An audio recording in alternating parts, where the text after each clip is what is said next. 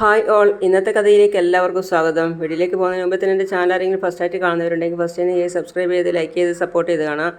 First തന്നെ Chandrika design വരച്ചുകൊണ്ടിരിക്കുകയാണ്.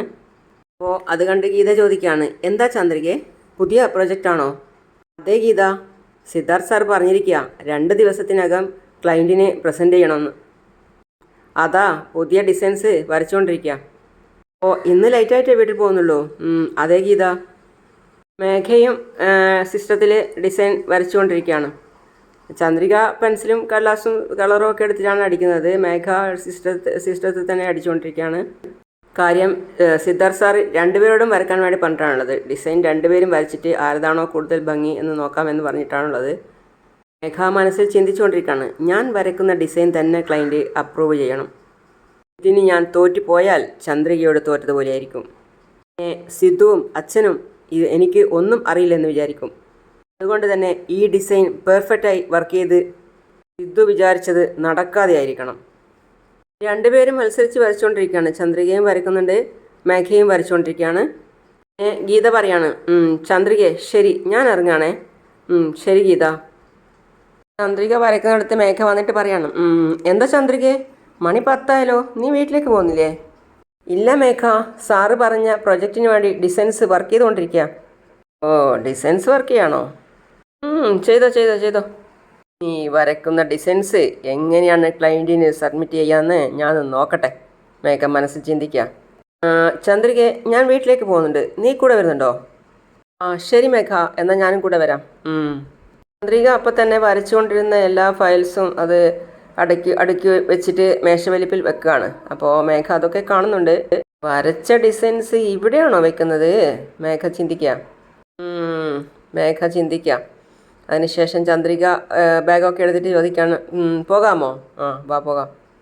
ഇതാ ചന്ദ്രിക അവരുടെ വീട്ടിൽ നിന്നും പണിയൊക്കെ ചെയ്തുകൊണ്ടിരിക്കുകയാണ്, എല്ലാ ജോലിയും ചെയ്തുകൊണ്ടിരിക്കുകയാണ്. ആ സമയത്ത് തന്നെ മലരും അവിടെ ഇരുന്നുകൊണ്ട് പഠിച്ചുകൊണ്ടിരിക്കുകയാണ്. അപ്പോഴാണ് ഒരു വണ്ടി സാധനം അവിടേക്ക് വന്നത്. അപ്പോൾ ചന്ദ്രിക നോക്കുകയാണ്. എടാ, സാധനങ്ങളൊക്കെ ശ്രദ്ധിച്ചെടുത്ത് വെക്കണം കേട്ടോ. ശരി ഏട്ടാ. ചന്ദ്രികയും മലരും അപ്പോൾ ചെയ്തുകൊണ്ടിരിക്കുന്ന വർക്കൊക്കെ അവിടെ നിർത്തിയിട്ട് അവിടെ പോയി നോക്കുകയാണ് എന്താ ഈ സംഭവം എന്ന്. അപ്പോഴേക്കും വണ്ടി വന്ന് ഒച്ച കേട്ട് മഹേന്ദ്രൻ സാറും ലക്ഷ്മിയും അതും അവിടെ വന്ന് നിന്ന് നോക്കുകയാണ് സാധനങ്ങളൊക്കെ ഇറക്കി വെക്കുന്നത്. അപ്പോൾ സാധനങ്ങളൊക്കെ ഇറക്കി വെക്കാൻ തുടങ്ങി. ആ സമയത്ത് ചന്ദ്രിക വന്നിട്ട് ചോദിക്കുകയാണ്, എന്താ ചേട്ടാ ഇതെന്താ ചേട്ടാ, TV, ഫ്രിഡ്ജ്, വാഷിംഗ് മെഷീൻ ഇതൊക്കെ ഇവിടെ ഇറക്കുന്നത്?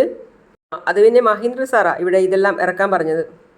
മഹേന്ദ്രൻ സാറ് പറഞ്ഞെന്നോ? അത് മഹേന്ദ്രൻ സാറിൻ്റെ വീട്ടിലേക്കായിരിക്കും ഇറക്കാൻ വേണ്ടി പറഞ്ഞത്. നിങ്ങൾക്ക് മാറിപ്പോയതായിരിക്കും. ഇല്ല മാഡം, ഇവിടെ തന്നെയാണ് കൊണ്ടുവന്ന് ഇറക്കാൻ വേണ്ടി പറഞ്ഞത്. ആയിരിക്കില്ല ചേട്ടാ, ഈ സാധനങ്ങളൊന്നും ഞാൻ വാങ്ങിച്ചിട്ടേ ഇല്ല.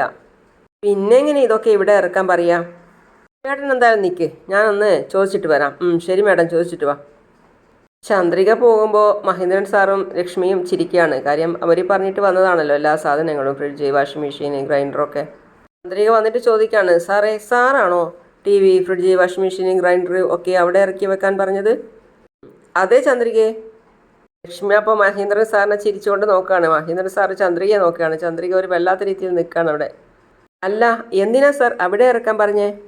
നിന്റെ വീട്ടിൽ ഇറക്കിയാൽ ഇതെല്ലാം നിനക്ക് വേണ്ടി വാങ്ങിച്ചതാണ് എന്നല്ലേ അർത്ഥം?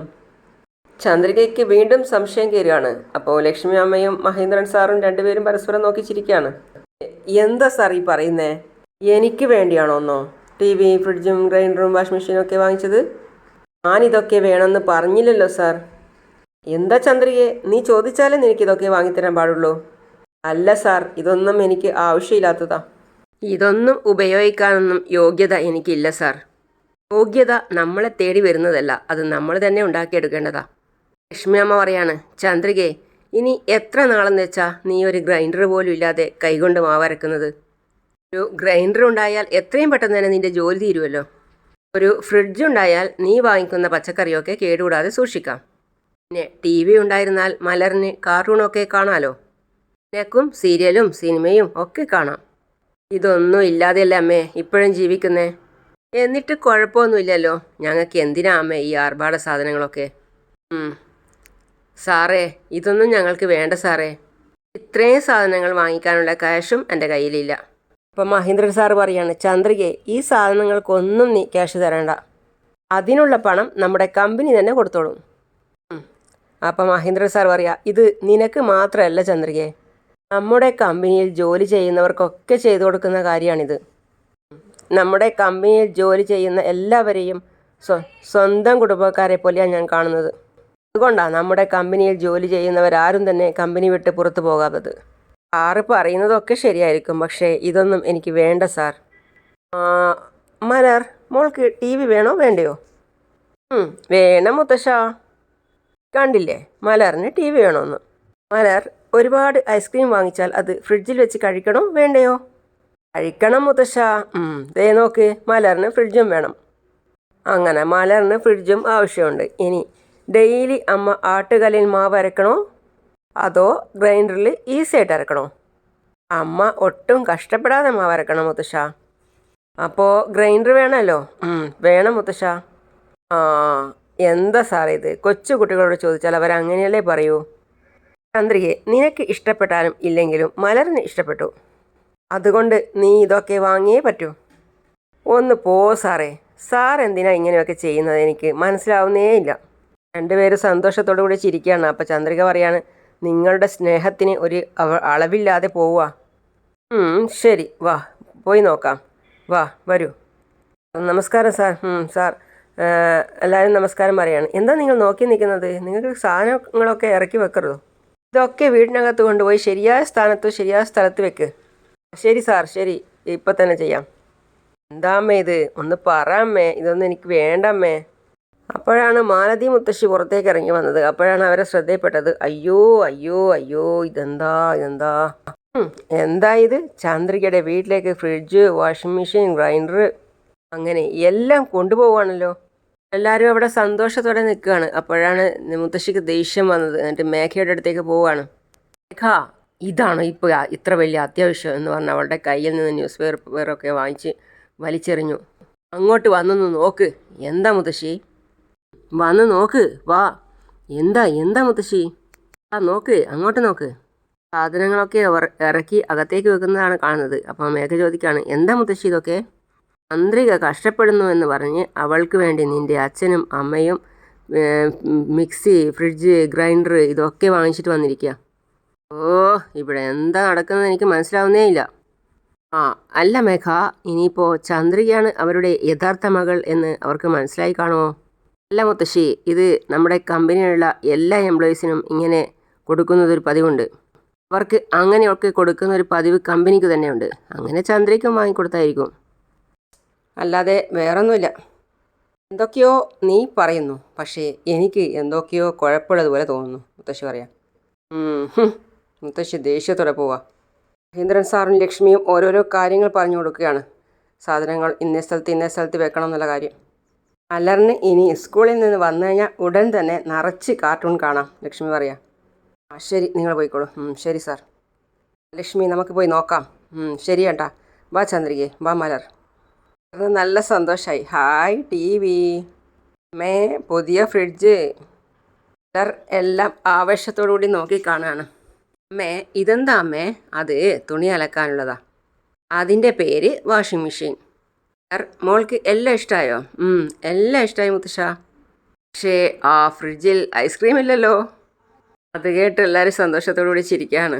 പിന്നെ മഹേന്ദ്ര സാർ പറയാണ്, ആ ഫ്രിഡ്ജ് തന്നയാൾ അതിൽ ഐസ്ക്രീം വെക്കാൻ മറന്നു എന്ന് തോന്നുന്നു. നിനക്ക് ഐസ്ക്രീം കിട്ടിയാൽ പോരെ? മുത്തശ്ശി കൊണ്ടുവന്ന് തരും. ലക്ഷ്മി, നമ്മുടെ ഫ്രിഡ്ജിലുള്ള ഐസ്ക്രീം എല്ലാം ഈ ഫ്രിഡ്ജിൽ കൊണ്ടുവന്ന് വെക്കണം. മലറിന് ഇഷ്ടമുള്ളപ്പോഴൊക്കെ എടുത്ത് കഴിക്കാം. ശരി ഏട്ടാ, കൊണ്ടുവന്ന് വെക്കാം. ഈ സാധനങ്ങളൊക്കെ എൻ്റെ വീട്ടിൽ വരുമെന്ന് ഞാൻ സ്വപ്നം പോലും കണ്ടിട്ടില്ല സാർ. ഞാൻ കഷ്ടപ്പെടരുത് എന്ന് കരുതി നിങ്ങൾ എനിക്ക് വേണ്ടി എന്തൊക്കെയോ ചെയ്യാണ്. ഇതിനൊക്കെ എങ്ങനെയാണ് നന്ദി പറയേണ്ടത് എന്നെനിക്കറിയില്ല. പക്ഷേ ഒന്നുണ്ട് സാർ, എനിക്ക് ജീവനുള്ളിടത്തോളം കാലം ഞാൻ നിങ്ങൾക്ക് വേണ്ടി ജോലി ചെയ്ത് കണ്ണടക്കും. അത് മാത്രമാണ് എൻ്റെ മുന്നിൽ ഇപ്പോൾ ഉള്ള ആഗ്രഹം. അത് കേട്ട് മഹേന്ദ്രൻ സാർ പറയാണ്, എന്തിനാ ചന്ദ്രികെ ഇങ്ങനെയൊക്കെ സംസാരിക്കുന്നത്? ശരി ചന്ദ്രികെ, പച്ചക്കറിയെല്ലാം എടുത്ത് ഫ്രിഡ്ജിൽ വെച്ചേക്ക്. നനക്കാനുള്ള തുണി എന്തെങ്കിലും ഉണ്ടെങ്കിൽ വാഷിംഗ് മെഷീനിലിട്ട് നനക്ക്. ശരി. പിന്നെ മലർ, ഞാൻ പോയി ഐസ്ക്രീം എടുത്തിട്ട് വരാം. ശരി മുത്തശ്ശി. ചന്ദ്രികെ, ഞാനും ഇറങ്ങുന്നു. മലർ, ബായ്. പിന്നെ കാണിക്കുന്നത് ഓഫീസിൽ മേഘ മാഡത്തിനെയാണ്. അവിടെ ഒരു സ്റ്റാഫ് വന്നിട്ട് പറയാണ്, excuse me madam. Yes. Madam, ക്ലയൻസൊക്കെ വന്നിട്ടുണ്ട്. സിദ്ധാർത്ഥ് സാറ് മാഡത്തിനോടും ചന്ദ്രിക മാഡത്തിനോടും പോകാൻ വേണ്ടി പറഞ്ഞിട്ടുണ്ട്. ശരി, ഞാൻ അങ്ങോട്ടേക്ക് പോയിക്കോളാം. ശരി മാം. മേഘ മാഡം പെൺഡ്രൈവ് കൊടുത്തിട്ട് പോവാണ്. സിസ്റ്റത്തിൽ എല്ലാം ഉണ്ടല്ലോ. അപ്പോൾ ഗീത പറയാണ് ചന്ദ്രികയോട്, ചന്ദ്രികയെ നമുക്കൊരു ചായ കുടിക്കാൻ വേണ്ടി പോയാലോ? എനിക്ക് വേണ്ട, നീ പോയിക്കോ. ശരി. അങ്ങനെ ഗീത ചായ കുടിക്കാൻ വേണ്ടി പോയി. അപ്പോൾ ചന്ദ്രിക തനിച്ചാണ് അവിടെ ഉള്ളത്. അപ്പോൾ മേഘ ഓടി വന്നിട്ട് പറയാണ്, ചന്ദ്രികയെ എന്താ മേഘ? മലരും പ്രിയയും പഠിക്കുന്ന സ്കൂളിൽ ഫയർ ആക്സിഡൻറ്റ് ഉണ്ടായെന്ന്. എന്തായി പറയുന്നേ മേഘ? പ്രിയയെ സ്കൂൾ വിട്ടിട്ടില്ല. നീ പോയി മലറിന് എന്ത് പറ്റി എന്ന് അന്വേഷിച്ച് കൂട്ടിക്കൊണ്ടു വാ. എന്താ മേഘ ഇത്? നീ പേടിക്കണ്ട, ആർക്കും കാര്യമായിട്ട് അപകടമൊന്നും പറ്റിയിട്ടില്ല എന്നാ പറഞ്ഞത്. എന്തായാലും നീ പോയി മലറിനെ കൂട്ടിക്കൊണ്ടു വാ. ഓ ഈശ്വര, മലറിന് എന്ത് പറ്റിയെന്ന് അറിയില്ലല്ലോ. സിദ്ധാർത്ഥ് സാർ ചോദിക്കുകയാണെങ്കിൽ കാര്യം പറയണേ. ഞാൻ പോയി മലറിനെ കൂട്ടിയിട്ട് വരാം. ഒക്കെ ഞാൻ പറഞ്ഞോളാം, നീ പോയിക്കോ.